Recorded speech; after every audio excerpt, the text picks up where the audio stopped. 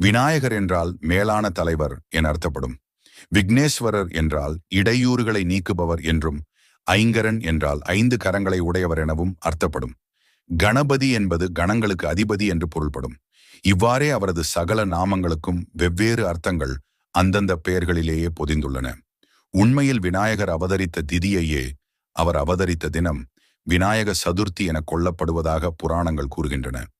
ஒருமுறை சிவபிரான் வெளியே சென்றிருந்த சமயம் பார்வதி தேவி நீராடச் சென்றார்.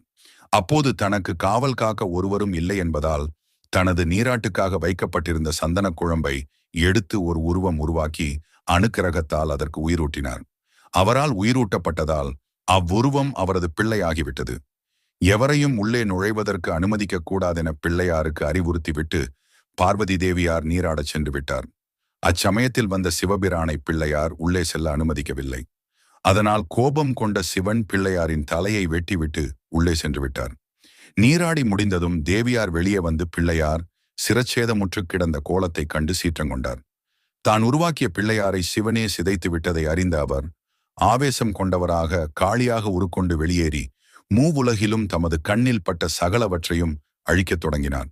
காளியின் ஆவேச நர்த்தனத்தைக் கண்டு அஞ்சிய தேவர்கள் சிவபிரானிடம் சென்று முறையிட்டனர்.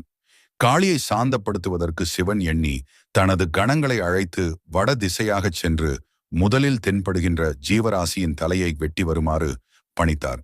அதன்படி கணங்கள் வடதிசை நோக்கிச் சென்ற பொழுது அவர்களுக்கு ஒரு யானையே முதலில் தென்பட்டது. அவர்கள் அதன் தலையை கொய்து சென்று இறைவனிடம் கொடுக்கவும் அவர் அத்தலையை வெட்டுண்டு கிடந்த பார்வதியின் பிள்ளையாரின் முண்டத்தில் வைத்து உயிரூட்டிவிட்டார். இதைக் கண்டு சாந்தமடைந்த தேவியார் அகமகிழ்ந்து பிள்ளையாரை கட்டி அணைத்துக் கொண்டார். சிவபிரான் அந்த பிள்ளையாருக்கு கணேசன் என நாமம் சூட்டி தமது கணங்களுக்கு கணபதியாகவும் நியமித்தார் என நாரத புராணத்தில் தெரிவிக்கப்பட்டுள்ளது. இதுவே பிள்ளையாரின் அவதார சரிதம்.